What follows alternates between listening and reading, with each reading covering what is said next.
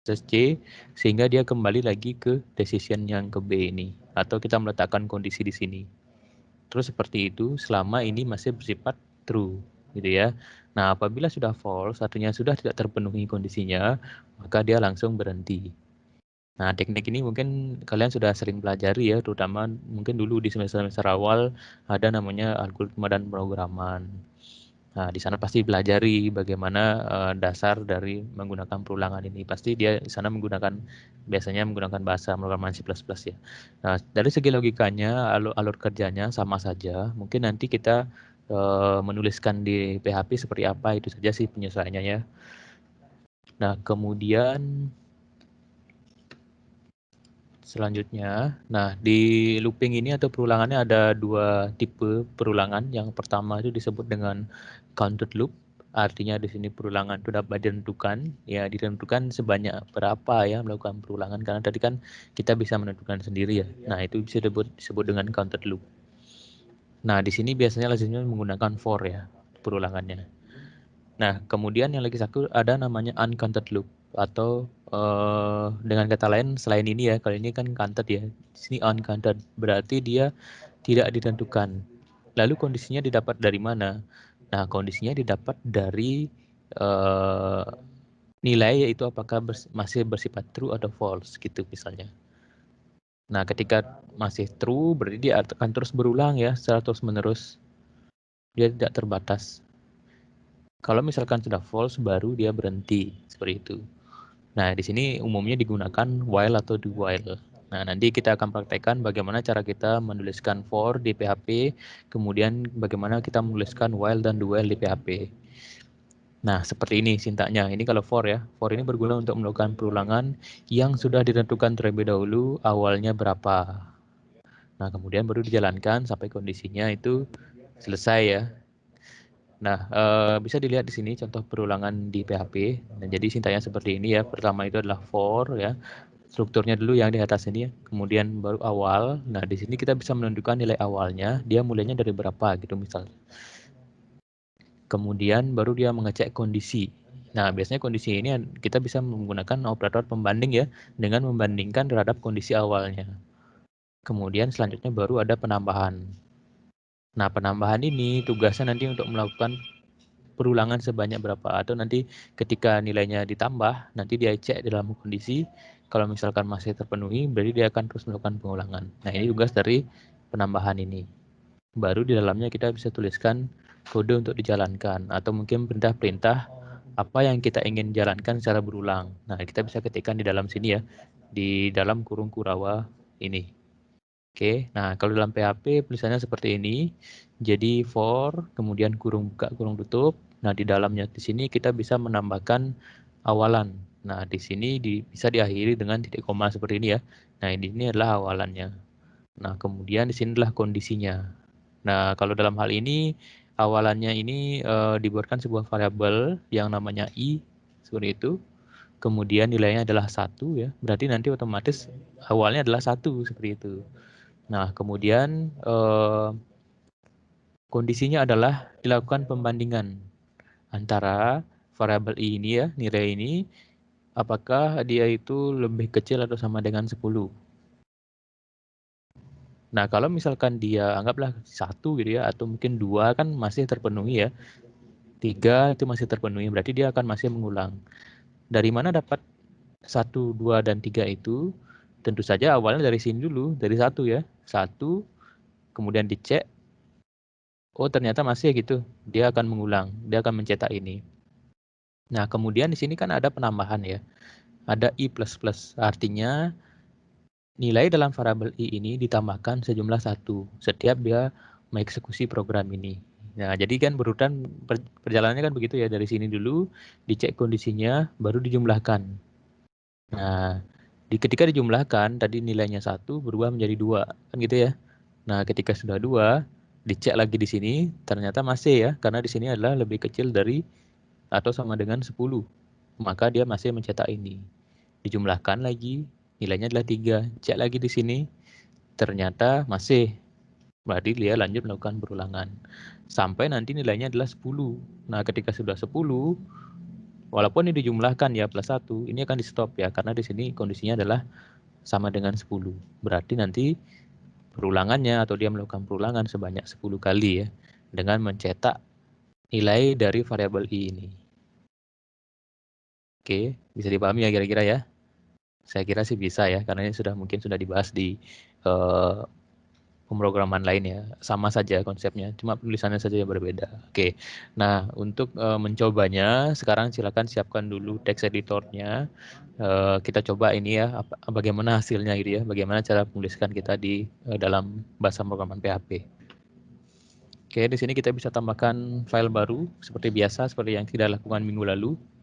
Kita coba di sini membuat file dengan nama for.php. Oke, kalau sudah, kita coba mengetikkan lagi format HTML karena kita memerlukan HTML ini untuk nanti dieksekusi oleh web browsernya pada sisi klien.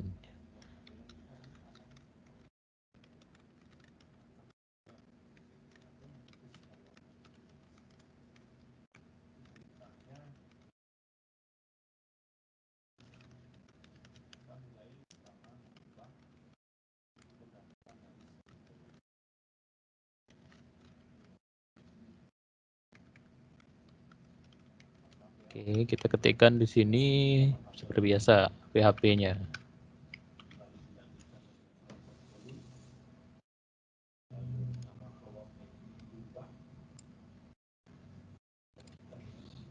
Nah, sekarang kita lanjutkan seperti contoh yang tadi. Nah, berarti kita di sini membuat sebuah perulangan dengan for ya. Nah, caranya adalah seperti tadi for, kemudian kurung buka, kurung tutup.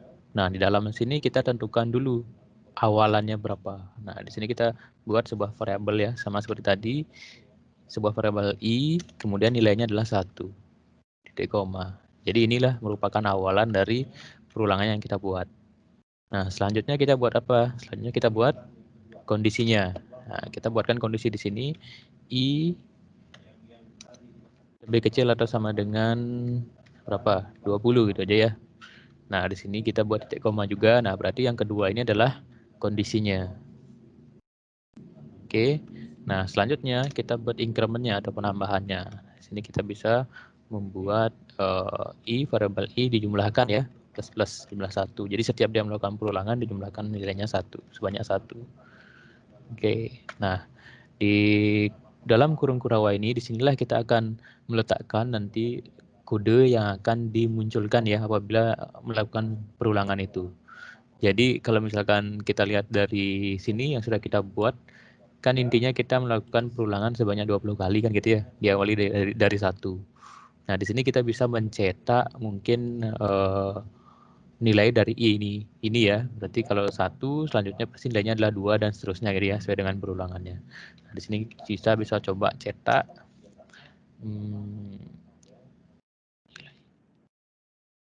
ini aja ya. I, kemudian kasih enter aja ya, biar lebih rapi, biar ke bawah dia. Oke, seperti ini.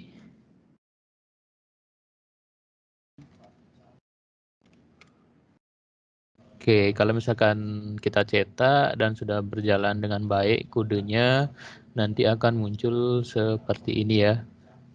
Seperti ini, 1 sampai 20 sesuai dengan apa yang kita program di sini. Kalau misalkan ini kita rubah jadi 10 gitu, otomatis dia akan mengulang sebanyak 10. Ya, kenapa bisa seperti ini? Ya seperti tadi saya jelaskan ya. Jadi dia diawali dari 1 dulu. Jika 1, ya berarti masih terpenuhi, dia akan mencetak i. Berarti kan masih sama ya, 1 berarti yang paling di atas. Nah, kemudian dilanjutkan lagi, karena di sini ditambah, i-nya ini ditambah sebanyak 1, berarti nilainya kan 2 ya. Setelah 2, dicek lagi di sini, ya ternyata kan masih terpenuhi. Berarti dia mencetak i-nya ini. I-nya tadi kan 2 ya, berarti cetak 2, muncullah 2. Dan seterusnya, sampai nanti nilainya adalah 10. Oke, kita lanjut masuk ke while. Nah, jadi while ini sama seperti tadi, tapi di sini sebut while ini dikatakan ya uncounted loop. Ya. While berguna untuk menjalankan suatu kode secara terus-menerus atau dengan kata lain looping selama kondisi tersebut bernilai true. Nah, jadi gimana caranya kerja while ini? Ya sama seperti tadi. Jadi di sini ada decision dulu, langsung ya masuk ke decision-nya. Dia akan dilakukan pengecekan terhadap kondisinya. Jika dia mulai true, maka dia akan mencetak statement yang di bawahnya, kemudian dia melakukan pengecekan lagi. Nah, hal ini disebut dengan perulangan ya. True, cetak statement, cek lagi. True, cetak statement, cek lagi. Nah, di sini buat perulangan. Inilah perulangannya dia. Nah, kemudian apabila nilainya adalah false, artinya tidak terpenuhi lagi kondisi yang ada di sini, tentu saja dia akan mencetak ke false-nya. Berhenti dia melakukan perulangan. Oke, konsepnya sama seperti tadi ya, seperti apa namanya for tadi, cuma mungkin penulisannya saja yang berbeda. Nah, di sini untuk startnya kita bisa tentukan variabelnya di luar ya. Kalau tadi kan di dalam kurungnya kan seperti itu ya. Nah, kalau di sini adalah dia di luar. Kita bisa tentukan variabelnya adalah 0 gitu misalnya. Nah, kemudian while di sinilah kita letakkan kondisinya. Nah, berarti di sini kan sama seperti tadi ya, mirip ya. Jika I lebih besar sama dengan 10 ya, berarti dia akan langsung melakukan eksekusi dari statementnya. Nah, kemudian increment-nya yang tadi di for itu ditaruh di samping, nah di sini ditaruh di bawah. Nah, jadi dia akan mencetak kondisi echo-nya ini ya, sama seperti tadi ya. Berarti dia mencetak nilai I-nya ini, kemudian dia lanjut lagi berulang. I-nya ini dicek lagi di sini, tadi kan ditambah ya, ditambah 1. Kalau misalkan masih terpenuhi, berarti dia masih mengulang di sini. Tapi kalau misalkan dia sudah 11 nilainya gitu ya, berarti sudah berhenti. Dia langsung masuk ke false-nya, sehingga perulangannya berhenti. Oke, nah ini contohnya pengertian di PHP. Jadi yang pertama itu kita punya di sini sebuah variabel I, nilainya adalah 1 gitu ya. Kemudian while, kemudian dalam kurung I lebih besar sama dengan lebih kecil sama dengan 5, ya berarti dia akan mencetak nomor ya sesuai dengan nilai I-nya ini ya, variabel I-nya ini. Kemudian baru dia melakukan increment atau penambahan terhadap variabel I atau nilai dari variabel I. Nah, kalau seperti ini yang muncul kira-kira bagaimana? Oke, coba dulu. Caranya seperti tadi, buat saja file baru lagi. While ya.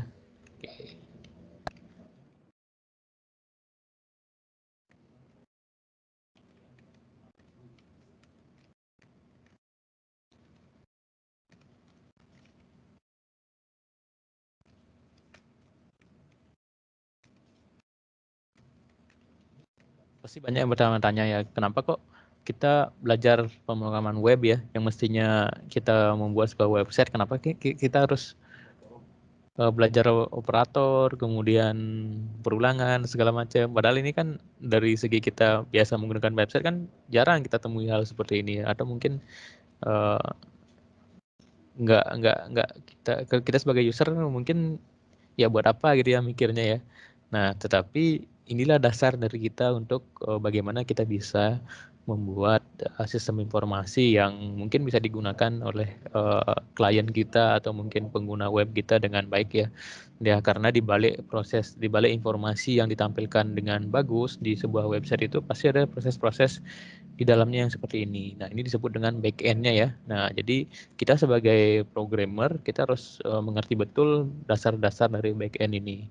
Agar nanti kita bisa mengelola data kita yang ada dalam database server kita menjadi informasi yang menarik atau informasi yang baik untuk ditampilkan dari sisi pelanggan kita atau dari sisi pengguna website kita gitu ya. Nah, makanya ini sangat penting untuk kita pahami dulu agar nanti begitu kita masuk ke studi kasus, bagaimana kita membuat website ya yang sesungguhnya. Nah, kita tinggal menerapkan saja ilmu-ilmu kita yang sudah kita pelajari di dasar ini, seperti itu. Jadi jangan gini dulu ya, jangan pesimis dulu. Kenapa sih kita harus belajar ini gitu ya? Nah, karena inilah dasar-dasarnya dulu harus kita pahami sebelum nanti kita mulai membuat website yang berbasis sistem informasi. Kita coba dulu ya yang while-nya.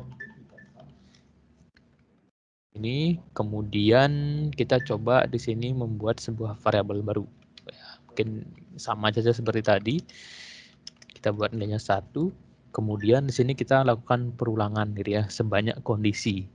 Caranya gimana? Caranya kita ketikkan while, kemudian kurung buka kurung tutup. Nah, di dalamnya kita bisa memberikan kondisi. I ini kita berikan kondisi I lebih kecil atau sama dengan 10 gitu misalnya. Nah, di sini baru kita mencetak perulangannya atau mencetak statement dari hasil perulangannya. Ketika kondisi ini masih terpenuhi ya, atau ketika kondisi ini masih bernilai true. Oke, di sini kita bisa cetak gini ya, echo. Mirip seperti tadi ya, nomor, kemudian I.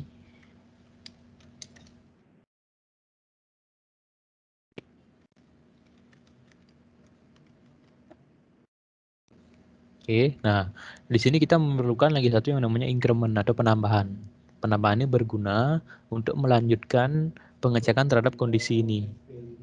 Nah, ketika kita tidak tambahkan increment, yang terjadi adalah gimana? Dia akan terus bernilai true. Benar ya? Nah, kalau misalkan seperti ini, I-nya ini kan sama dengan 1, kan gitu ya. Nah, kemudian di sini kondisinya adalah I lebih kecil sama dengan 10. Nah, sekarang pertanyaannya, apakah I ini lebih kecil sama dengan 10? Iya kan? Kalau misalkan iya, dia akan mengecek ini, gitu. Sampai kapan? Ya sampai tidak berhenti, sampai kapanpun gitu. Sampai komputer kita jebol gitu ya. Sampai memori komputer kita habis gitu. Dia akan terus melakukan perulangan karena nilainya ini adalah tetap dia sama dengan 1. Karena ini tetap dia terpenuhi gitu. Nah, coba aja ya. Ini agak ekstrim sih nyobanya. Coba saja, oke, coba kita masukkan di sini nama file yang tadi adalah while.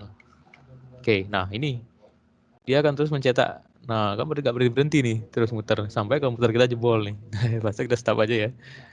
Dia akan melakukan perulangan. Lalu bagaimana caranya kita menentukan agar berhenti? Ya berarti kita harus memenuhi kondisi ini agar nanti bisa bernilai false.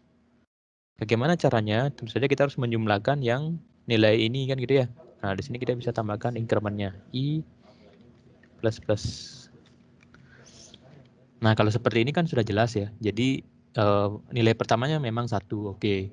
Ketika dicek dia terpenuhi. Benar ya, karena masih 1. Oke, kemudian dia akan mencetak ini. Nilainya adalah 1, tentu saja. Nah, setelah itu kemudian dia satunya ini dijumlahkan gitu ya. Plus plus, berarti sebanyak 1. Nah, 1 ini otomatis nanti akan berubah menjadi 2 gitu ya. Nah, kalau misalkan sudah 2, ini nanti akan terpenuhi lagi gitu ya. Sampai plus plus plus plus terus sampai nilainya adalah 10. Nah, kalau sudah 10, apa yang terjadi? Walaupun dijumlahkan lagi, kan sudah berhenti ya, karena di sini adalah Iya, sudah berhenti, 10. Pak. Berarti dia akan berhenti. Oke, coba ya. Kita coba. Nah, dia akan berhenti ya di 10. Sama seperti tadi ya. Tapi kalau yang tadi incrementnya adalah taruh di sini. Yang for itu ya. Kemudian nilai awalnya juga taruh di sini. Tapi ketika menggunakan while kita bisa taruh di sini. Nah, ini ya. Nah, kemudian menjadi pembeda juga adalah ketika misalkan ini nanti dia terjadi error itu karena kurang gitu ya. Kalau misalkan ini nanti dia bisa tapi dia akan apa namanya akan melakukan secara terus-menerus karena nilai atau kondisinya masih sama.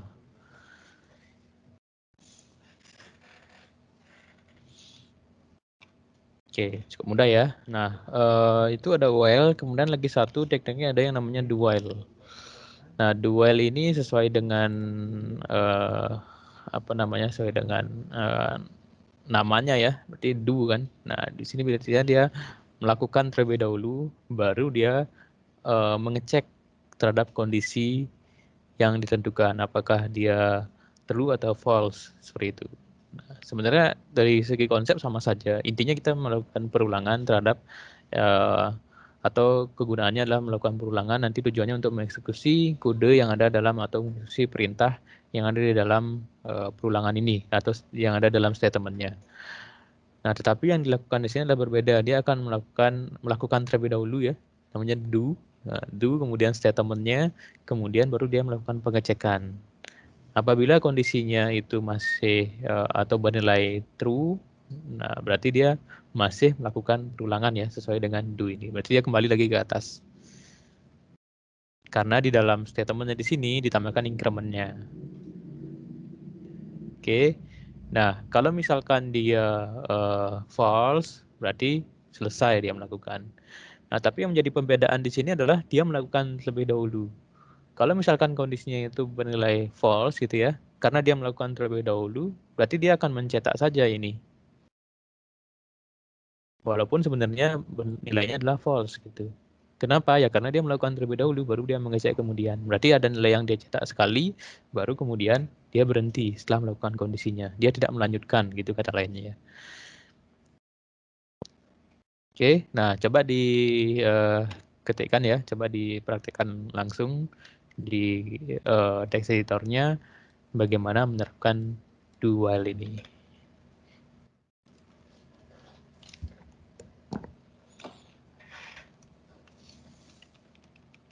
Seperti biasa ya, ini mungkin cukup bosan ya ketik seperti ini. Tapi ada caranya nanti saya akan kasih tahu biar lebih mudah.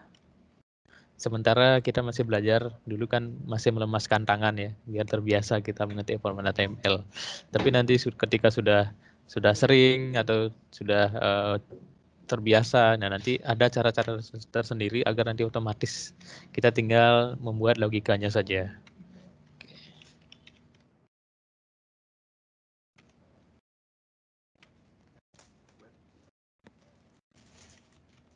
Oke, seperti biasa, tekan PHP.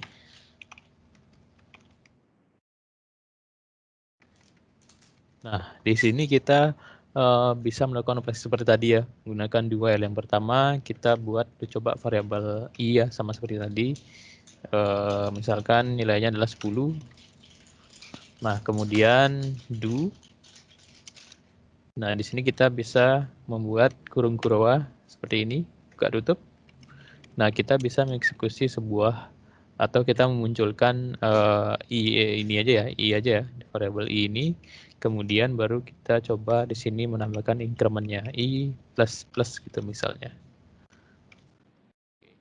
Nah, di sini kita baru bisa membuat while-nya.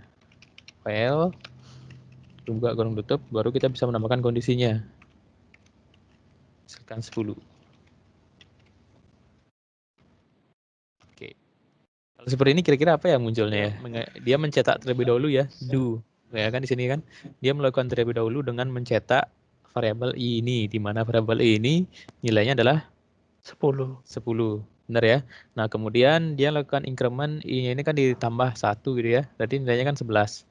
Dicek sama dia ternyata di sini batasannya adalah sampai 10, sampai dengan 10. Otomatis apa? Dia tidak melanjutkan lagi. Sehingga hasilnya adalah 10 saja. Benar ya? Nah, kalau misalkan di while, coba kita terapkan di while ya. Jadi, misalkan ini 10. Kira-kira muncul nggak ini? Apa yang muncul di sini? 10 juga, Pak. 10 juga. Oke. Kalau misalnya kita rubah ini, 9 gitu, lebih kecil lah yang dari ini, muncul nggak? Masih muncul. 9 Muncul, sampai 10. 9 dan 10. Iya. Kalau misalkan 11 gimana? Nggak muncul, Pak. Nggak muncul ya, karena Nggak apa? muncul. Karena kan tidak terpenuhi ya. Di sini kan Tidak dibatasi terpenuhi. sama dengan 10. Tapi coba kita di do, coba. Muncul nggak dia? Harusnya muncul kalau di do.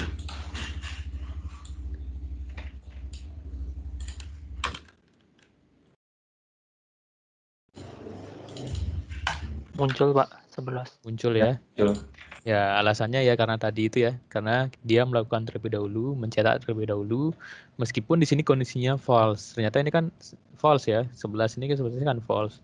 Tapi dia karena dia melakukan terlebih dahulu, sehingga dia dimunculkan dulu. Nah, ini mungkin penerapannya bisa dilakukan kayak apa ya misalnya ya. Aplikasi misalkan kasir, apa namanya, bukan kasir sih. Parkir gitu ya. Parkir itu kan misalnya ada 1 jam pertama kan gitu ya. 1 jam pertama mungkin parkirnya adalah 2.000 gitu misalnya. Nah, secara default mungkin dia do dulu, masuk ke do dulu. 2000 gitu misalkan. Nanti ketika berkelipatan ya sesuai dengan jamnya, 1 jam berikutnya mungkin ditambah berapa gitu ya. Nanti increment-nya kan dijumlahkan saja. Oke, ditambah 500 seperti itu. Sehingga nilai awal tetap dicetak meskipun dia 1 jam tetap dicetak sesuai dengan nilai awalnya. Nah, ataupun nanti meskipun kondisinya bernilai false ya, karena false-nya mungkin ditentukan berapa, tapi tetap pencetakan nilai awalnya. Seperti itu. Ya, mungkin jarang sekali digunakan, tapi pasti digunakan. Nah, tapi yang paling sering digunakan ya while ini. Ya, yang penting tahu ya konsep perbedaannya. While ini dia melakukan pengecekan kondisi terlebih dahulu, baru kemudian dia mencetak statement-nya. Kalau misalkan do, sesuai dengan namanya dia melakukan terlebih dahulu, ya meskipun ada nilainya berapa itu, kemudian baru dia melakukan pengecekan. Nah, ketika false dia tetap akan memunculkan ya karena dia melakukan terlebih dahulu. Itu kira-kira. Ini itu do while ya berarti sudah dipahami. Nah, sekarang ada lagi satu perulangan yang namanya for each. Nah, tapi for each ini umumnya digunakan untuk melakukan perulangan array ya. Jadi ketika ada array, gimana cara memunculkan nilai dalam array itu. Nah, di sini kita bisa menggunakan for each ini. Bagaimana caranya? Dengan cara seperti ini. Jadi for each dulu, perintahnya ya for each dulu, kemudian array, kemudian as value. Array ini adalah variabel array-nya. Kemudian baru statement-nya. Atau bisa juga seperti ini. Jadi for each array ask ya atau alias, kita buat alias di sini. Alias variabel k, kemudian berisi value. Nah, kenapa bisa seperti ini? Ya karena array itu ya mungkin sudah dibahas di pemrograman, di algoritma pemrograman sudah dibahas belum array ya? Sudah Pak, cuma Sudah ya? agak lupa gitu sih Pak, udah lama ya soalnya. Nama ya. Heeh. Oke, array itu umumnya untuk menyimpan nilai dalam satu variabel, tapi nilainya itu banyak seperti itu. Jadi ada banyak nilai gitu ya, atau banyak data lah kasarnya bilang. Nah, kalau misalkan variabel itu untuk menyimpan nilai kan dalam satu nilai saja. Misalkan satu variabel memiliki sebuah nilai, kan satu nilai saja yang disimpan dalam satu variabel kan gitu ya. Nah, lalu bagaimana kalau misalnya kita membutuhkan banyak nilai, tapi hanya satu variabel saja? Nah, itu kita bisa menggunakan array. Nah, karena di sana ada banyak variabel atau banyak nilai, makanya kita harus memberikan identitas terhadap nilai-nilai tersebut. Identitas tersebut disebut dengan key-nya. Nah, misalkan biasanya identitas itu sesuai dengan indeksnya ya. Kan array itu ada associate array, ada indexing array. Nah, ini kita akan bahas di materi array khusus ya. Nah, karena kita membahas tentang perulangan saja di sini, kita ulas sedikit saja ya. Jadi ada indexing array, ada associate array. Kalau indexing array, key-nya itu tergantung indeksnya. Dia diletakkan di mana. Nah, contohnya seperti ini. Karena di sini kita punya data ya, atau punya nilai 1, 2, dan 3. Nah, kita simpan dalam variabel R ini. Nah, di mana di sini bentuknya adalah array ya. Nah, jadi nilai 1, nilai 2, dan nilai 3, di sini dia memiliki indeks. Kalau misalkan dia urutan pertama, secara default, key-nya itu adalah 0. Jadi mulai dari 0, 0, 1, 2, dan seterusnya. Nah, itu indexing array. Kalau associate array, kita bisa asosiasikan dia atau kita bisa memberikan memberikan identitas tersendiri. Nah, misalkan yang satu ini kita berikan identitas 1 gitu misalnya bisa. Itu namanya associate array. Nanti kita akan bahas itu. Oke, nah kalau modelnya seperti ini namanya indexing array. Nah, tujuan kita menggunakan for each ini adalah bagaimana kita menampilkan atau memberikan output terhadap variabel array ini gitu. Kalau misalkan variabel biasa menyimpan satu buah nilai kan gampang saja ya untuk menampilkannya, cukup echo gitu aja ya. Echo kemudian nama variabelnya. Kan langsung muncul nilainya. Nah, kalau misalkan array tidak bisa seperti itu. Nah, kita bisa membutuhkan bantuan for each ini untuk memunculkan satu persatu nilai yang ada di dalam array ini. Oke, kita bisa coba membuat sebuah file baru dengan nama for each.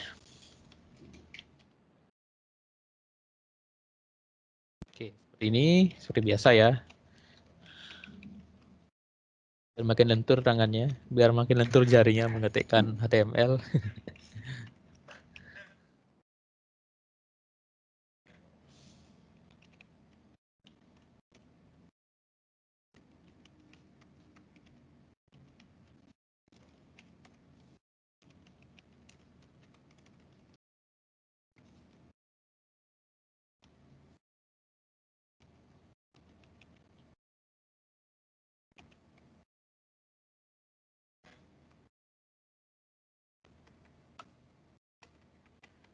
Jadi ini seperti tadi kita buatkan dulu PHP-nya, kemudian kita buat sebuah variabel ya. Nanti di dalamnya kita isikan nilai yang berupa array. Contohnya sama seperti tadi, apa ya? Variabel bilangan aja deh. Ada array, kemudian 1 gitu ya, 1. Ini berarti ini nilai yang pertama gitu ya. Kalau misalkan di variabel kan, misalkan kita membuat variabel biasa kan gini saja. Bilangan sama dengan 1. Gini aja kan. Kan gini aja ya. Kalau misalkan kita mau mencetak kan bilangan gini aja.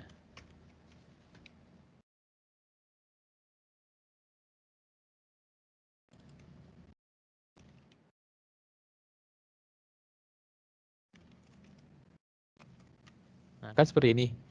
Kan kita tidak bisa menambah nilainya misalkan 2. Bisa nggak kalau gini?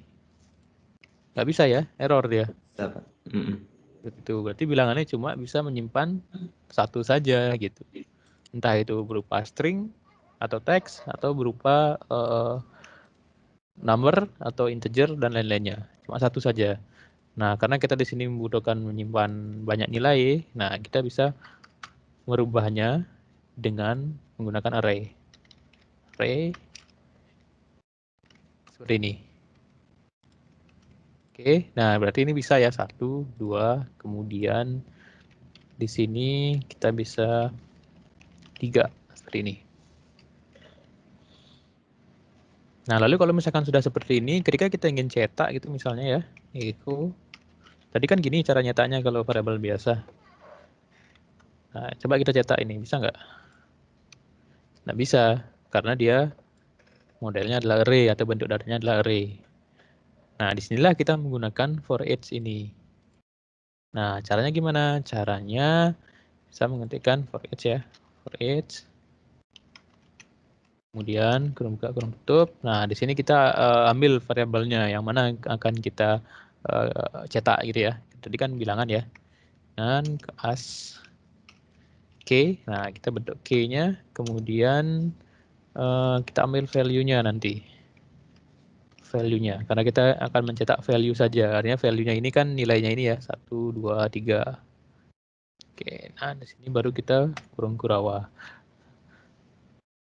Oke, nah nanti kita akan melakukan perulangan ya untuk mencetak nilai 1, 2, dan 3. Sesuai dengan ini, sesuai dengan nilai dari variabel bilangan ini. Berapapun jumlahnya dia akan melakukan perulangan sebanyak itu. Kebetulan di sini nilai jumlahnya kan atau nilainya kan ada 3 ya, 1, 2, dan 3. Jadi dia melakukan perulangan sejumlah 3. Nah, coba kita tampilkan ya. Kita coba menampilkan value-nya dulu deh. Coba. Value titik sama dengan value.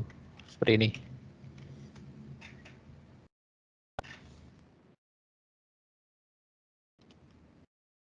Oke, coba ya. Coba. Nah, muncul. Value 1, oke, kurang rapi. Kita tambahkan PR saja.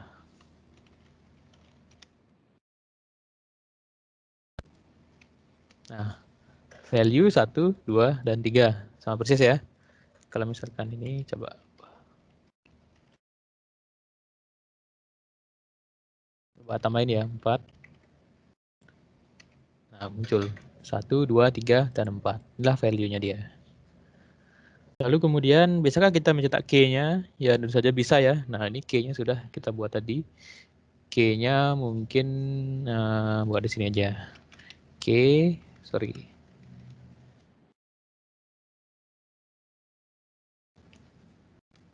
kita cetak di sini. Depannya kita berikan dia kalimat K. Seperti ini. Nah, K0 value-nya 1. Nah, ini yang saya bilang tadi ya, indexing array. Jadi ketika dia ada di urutan pertama di sini, nah nanti dia akan memiliki K-nya adalah 0. Yang kedua, K-nya adalah 1. Yang ketiga, K-nya adalah 2. Yang keempat, K-nya adalah 3.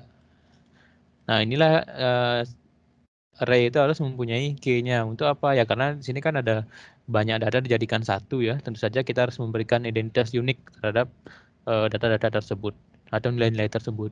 Nah, makanya kita bisa memerlukan atau kita wajib menggunakan K ini. Nah, tapi kalau misalkan di PHP, K ini bisa ditentukan sendiri dengan namanya associate array, atau kalau misalkan dia ditentukan otomatis, kita bisa menggunakan indexing array. Cara pengertiannya adalah seperti ini. Sebetulnya ini bisa dicetak ya dengan cara seperti ini, vardam.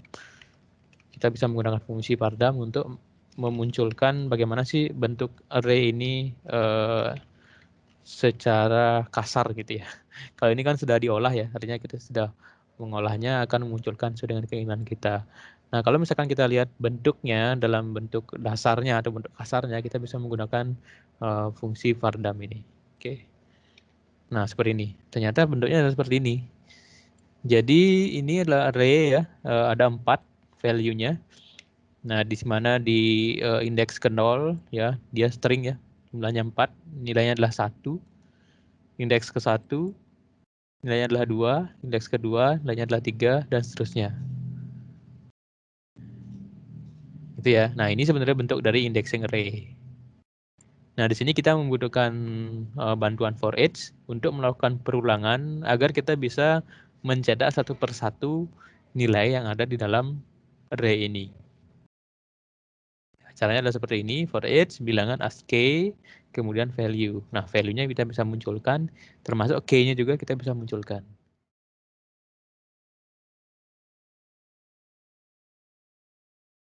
Di sini kita punya